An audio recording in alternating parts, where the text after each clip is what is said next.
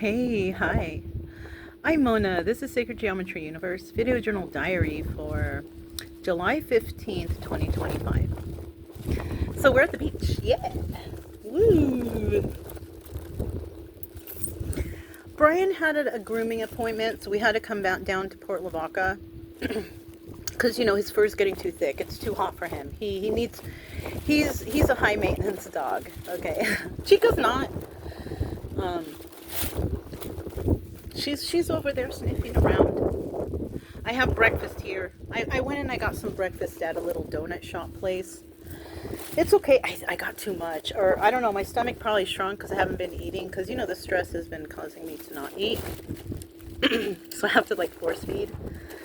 So, I mean, it tastes fantastic. But I'm already feeling like I don't want to eat anymore. And I only took 4 bites. So I'm going to eat it.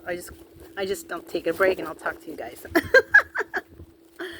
So he came down here. He's probably gonna be in there between 2 and 3. They said 2 and 3 to come back. It's okay.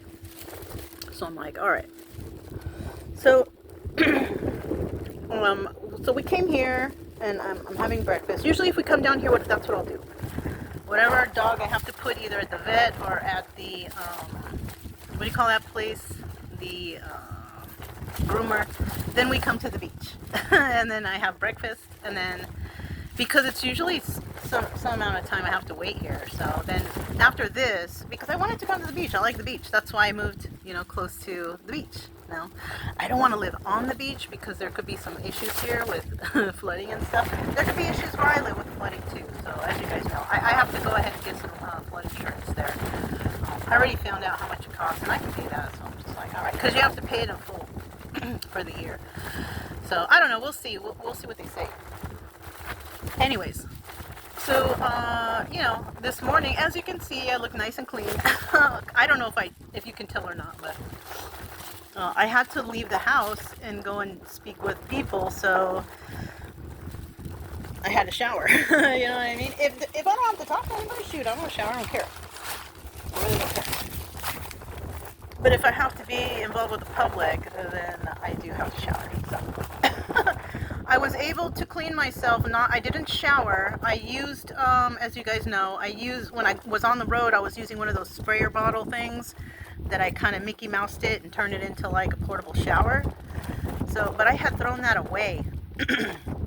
So what I did was I went down to Tractor Supply, or no. It was Parker's hardware store in Refugio. And I found they have those there, so I just bought another one, and I Mickey Moused it again, and so that's what I have been using to actually clean myself and shower and stuff. My dishes are piling up. I didn't have enough water in the jugs, and I needed that water to drink for me and my dog, and I forgot the water bottle because I need to fill it up, but it's okay, because we're going to go to Victoria, and, I think I'm going to buy another water jug or 2, and then I'm going to fill them all up. And then I'm going to fill the other one up. Just so I can have, because the Culligan man's not going to come until Monday. I need the water. I needed to clean myself. I needed to wash dishes. I needed to use, because I can't use the water in the house. So, so that's okay. There's no problem for now. This morning, the Texas Rangers called me. I was like, oh, all right, because I didn't know how long it takes them to call back. All I can do is just email them, leave them messages or whatever, right? And leave my information for them to call me back. Well, they call me back pretty quick. They call me back the next day, actually, because I called them last night and they called me this morning. So that was pretty quick. And I told the guy there, the main guy, I think his name is Cody. I don't remember his last name, but he was a really cool guy, really knowledgeable, and he did help me. Yeah, Texas Rangers are good.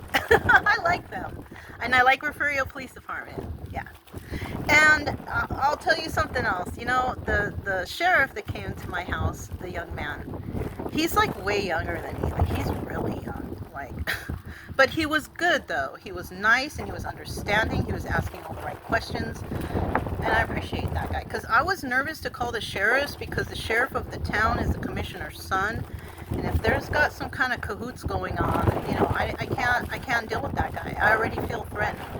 So I feel threatened by the person that they hired as, or they voted for as the sheriff, and his father. So I can't deal with them.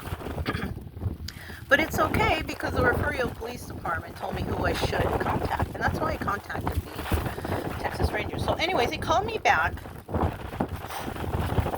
and I told them what's going on.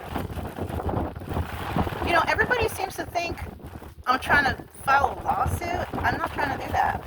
I don't know. These people are so money driven. They think that I came into town, I want to sue. And no, I can. But I'm not lawsuit lady, okay? I'm really not. All I want is clean water for my neighbors, you know? And even if they get it, I still can't use it. It's still too toxic for me. But at least we can slow down their process of injury from the water, right? Injury and health decline. A better lifestyle, you know, better way of life, you know, quality of life, whatever, however you want to put it. So I was talking to him, and he told me, oh, we can't just go out there. And I'm like, oh, okay, well, what do I do? He's all, you need to, he told me everything. He was fantastic, that guy. He's all, I think his name was Cody. Gosh, I might be confusing a person from this and a person from that. I don't know, but I think it was. So he told me that I need to contact the DA's office and have them send me a referral or a paper that says I need you to come out and check and see what's going on here. And so I'm like, oh, okay. He's all, I have the number. And I was like, okay. So I got the number from him, and I called the number. That number was for the assistant to the DA. So, I mean, because you have to go in order of everything, right? You can't just, oh, the Earl, the water guy, the guy who came to my home and threatened me with that lady, they're calling right now. I'm not going to pick up. They're calling me right this second. I'm not going to pick up. Because I have to get a, what do you call it? A restraining order for Brenda Roach and for that guy, because I don't want them near my house or on my property. I don't want them near me. So when I go in there to see the judge on Thursday, I'm going to go ahead and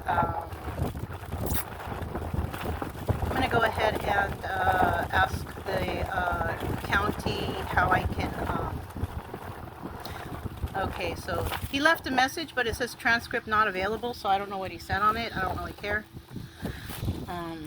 Because I know what steps I need to take to solve the problem, and I know that they're using an intimidation tactic on me. They're trying to scare me away or to shut me up. They are really trying to do that, but you can't, not with me. I already have a lot of people on my team now, so I'm okay. I'm not worried anymore. But anyways, the sheriff, the Texas Ranger guy gave me the name of the guy, the DA.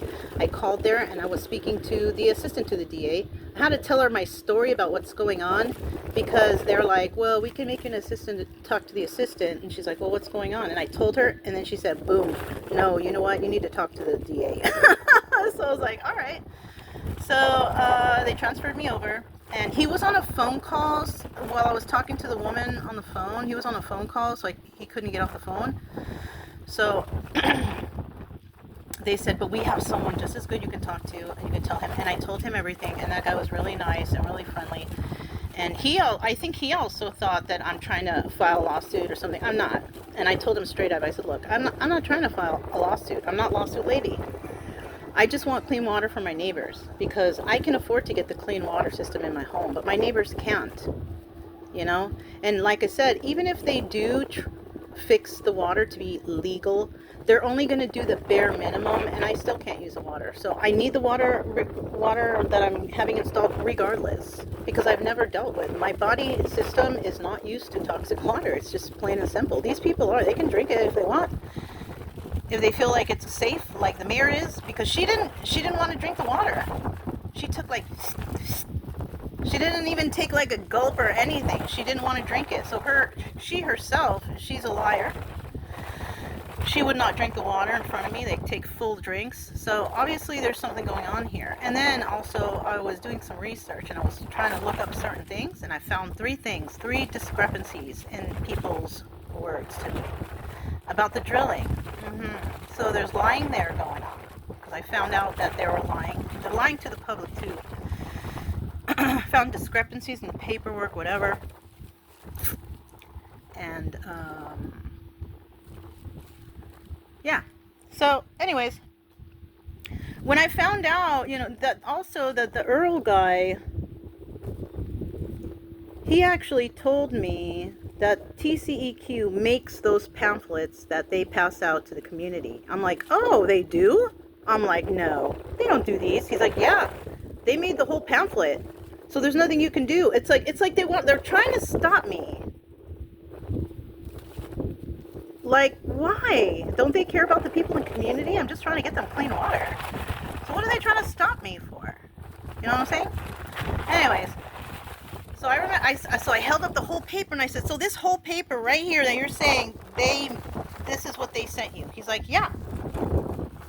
So I said, okay. And he wanted the number to the TCEQ guy, said, and I just kept changing the subject because I'm not going to give it to him. I'm going to give it to law enforcement, the DA, and whoever needs to have it. But he can look for it for himself. He can go look in himself. I did my due diligence. I put in my work. I'm not doing the work for him. He can do the work for himself. So, anyways, I called TCEQ and I told them, hey, the water superintendent here told me that you are the ones who sent this pamphlet with all this weird information on it. That's what they pass out to everybody in the town. He's like, no, we don't do that. We send them information, and it's their responsibility to make the packet. So he lied, and I told him that they're trying to throw you guys under the bus, or they're trying to use your name to say that you guys made this paper and you didn't. So now they're going to go into some sort of investigation. Like, it's getting into investigation mode. It really, really is. And now they're starting to panic, because why on earth would that Earl guy call me right now?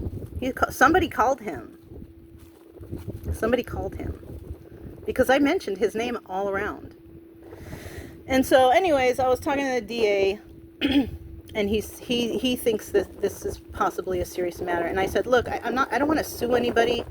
All I want is clean water for this town, and I also don't want to be harassed or assaulted at my home by the mayor or any people who are in authority in that town. And he's like, yeah.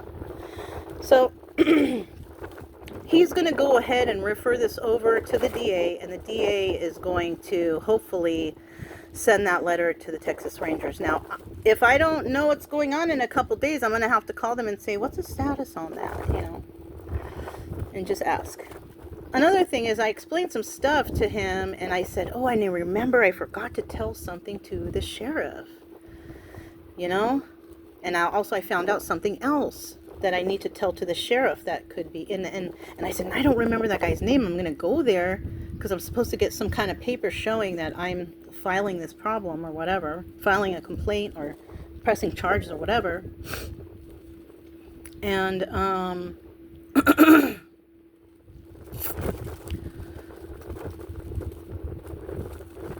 yeah, he told me that I need to go and tell the sheriff that those little extra tidbits of information I told him. So I'm going to, because you know what, when you go through some sort of traumatic event, you're still under some sort of trauma. You know what I'm saying? And that was traumatic to me. That was. The way she treated me, the way they were acting towards me, very bullyish, right? Bullyish. Yeah. And I was like, and I came in and then I realized, oh yeah, that's assault. Let me go ahead and press charges.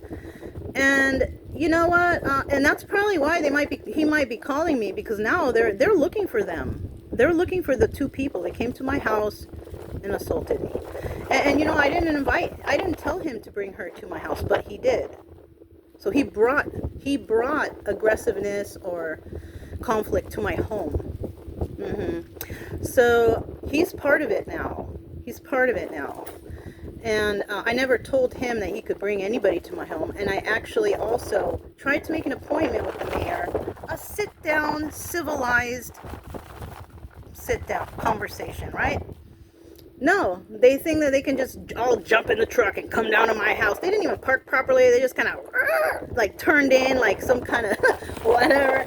And I'm just like, all right, I went out there to talk to him. And it was all aggressive.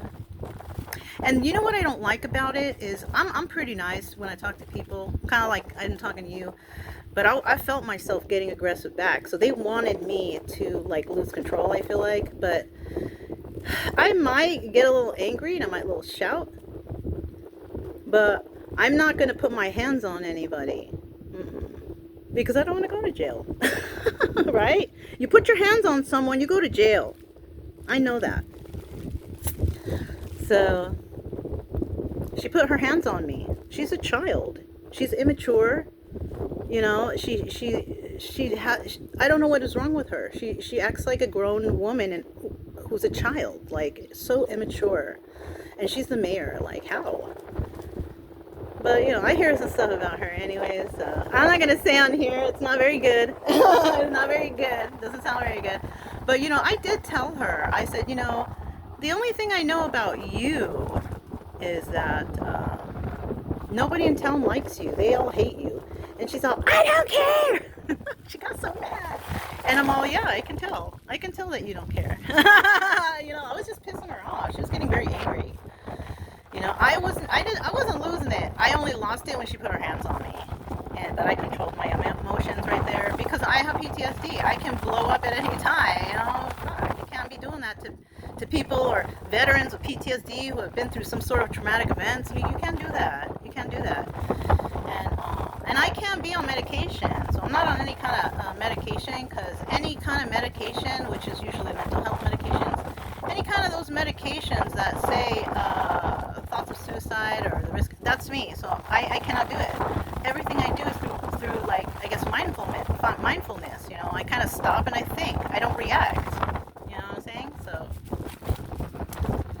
they just chose to, you know, go against the wrong person, I think, because I know who to contact. So, and I feel like there's a little bit of nervousness going on because that guy's calling me. Why would he call me after that event? I did press charges. I did press charges, so he could be calling about that. But I'll be over there at the sheriff's office after we finish over here.